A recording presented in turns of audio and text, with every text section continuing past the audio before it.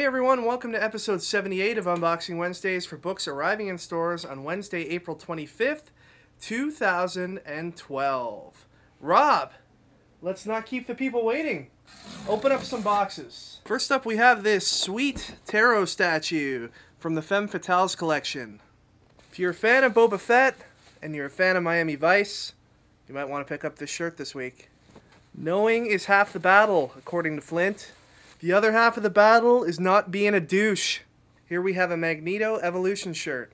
And the last new t-shirt we have today is this Adventure Time Uppercut t-shirt. We just received our Infinity Gauntlet Month 5 prize support, and the object that is going to be offered as part of our tournament play will be this Space Gem, which you can use to go towards completing your Infinity Gauntlet click. And the LE that will be up for grabs is this Runner Hero Click. Alright, let's take a look at hardcovers, softcovers, and collected volumes that are out today. First up, we have True Blood, the French Quarter, now in hardcover. Red Hulk, Hulk of Arabia. Fear Itself, Wolverine, and New Mutants collects the Fear Itself Wolverine miniseries, as well as a few issues of New Mutants that have the Fear Itself banner on it. New in softcover, we have Dark Hawk Classic. Dark Wolverine, Big Break. New in softcover, we have the Six Guns miniseries. Mass Effect Invasion, new in softcover. This is by the lead writer from the Mass Effect 3 video game. Amazing Spider-Man Flying Blind, new in stores today. This covers some of the action from the Spider-Man Daredevil crossover event. X-Men War Machines, new in hardcover today. Astonishing X-Men Exalted. New in softcover, we have Ultimate Comics X Origins. This was actually a really cool story when it first hit shelves, but ultimately it was plagued by a whole bunch of delays in getting subsequent issues out on the shelves. So a lot of people ended up dropping it. Now it's all collected here in one volume. Maybe now's the time to pick it up and give it another shot.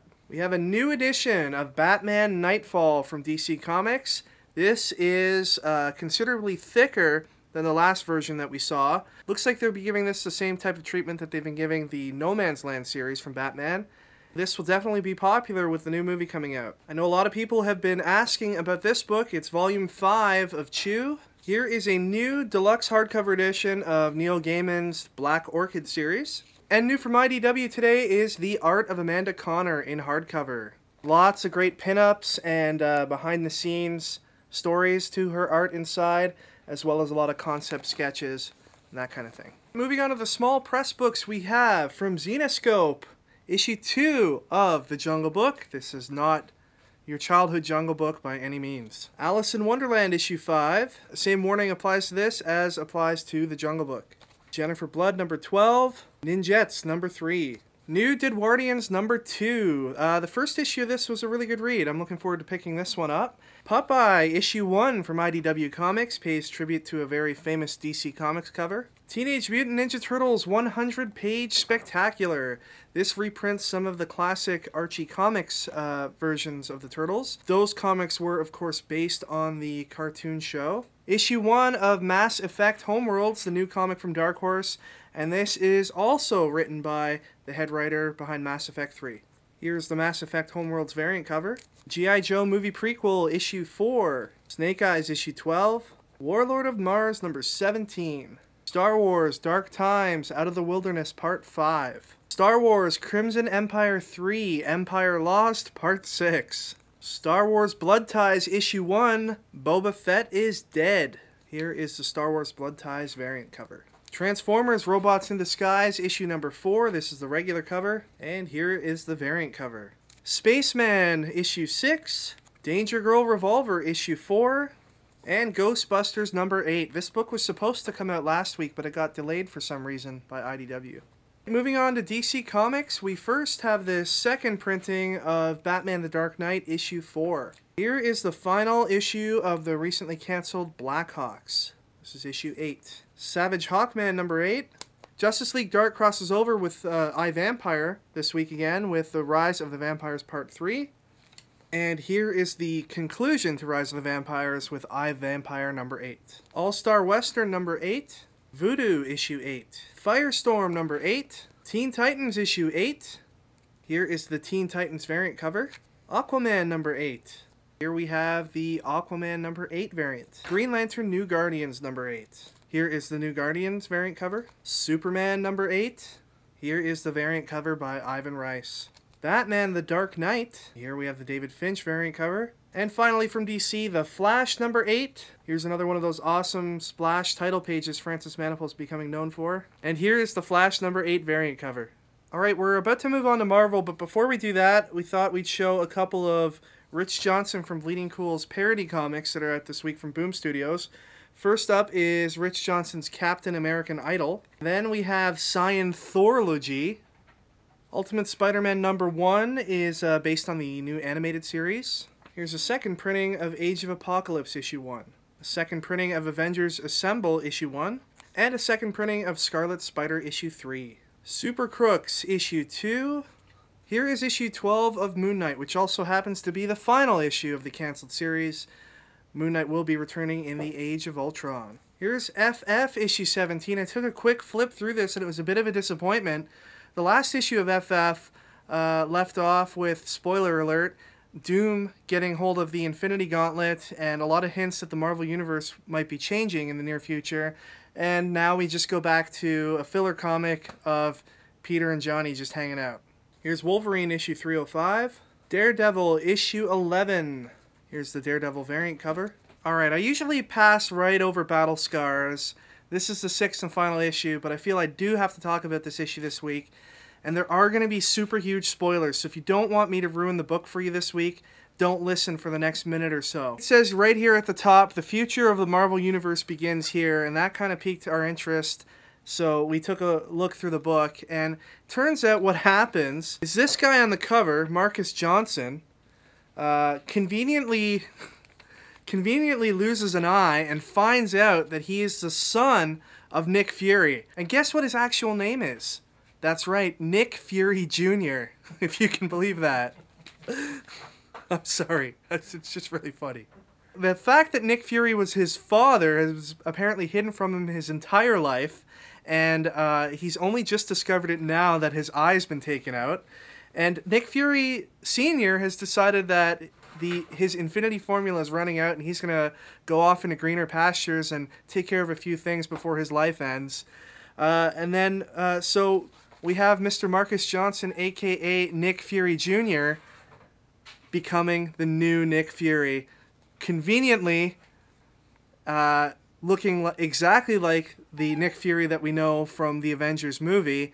And here we have Agent Coulson, who we've also seen in all the other Marvel movies leading up to the Avengers. So very interesting tactic, Marvel, at lining up the movie Nick Fury with the comic Nick Fury. So interesting to see what everyone's thoughts are on that. I'm sorry if I've spoiled the book for anyone, but I did warn you at the beginning. Alright, end spoiler. Here's Astonishing X-Men number 49. Ultimate Comics Ultimates issue 9. X-Men Legacy number 265. And here we have an Avengers vs. X-Men tie-in in the form of Uncanny X-Men number 11. Here is the Uncanny X-Men Avengers Art Appreciation variant cover. Secret Avengers number 26. Here's the variant cover for that book. New Avengers number 25, also an Avengers vs. X-Men tie-in. And finally, we have Avengers vs. X-Men versus issue 1 of 6. This takes a look at battles that have happened in the Avengers vs. X-Men main storyline and expands on them. So in this issue, we have the battle between Iron Man and Magneto, and the battle between Namor and Thing. And here is the variant cover for that book. Previews magazine also hits shelves today at your local shop, so be sure to flip through it and check it out. Ricky and I will have some reviews of some of the items in this book coming up in the next few weeks. Probably going to wait until after Free Comic Book Day to go really in-depth on this.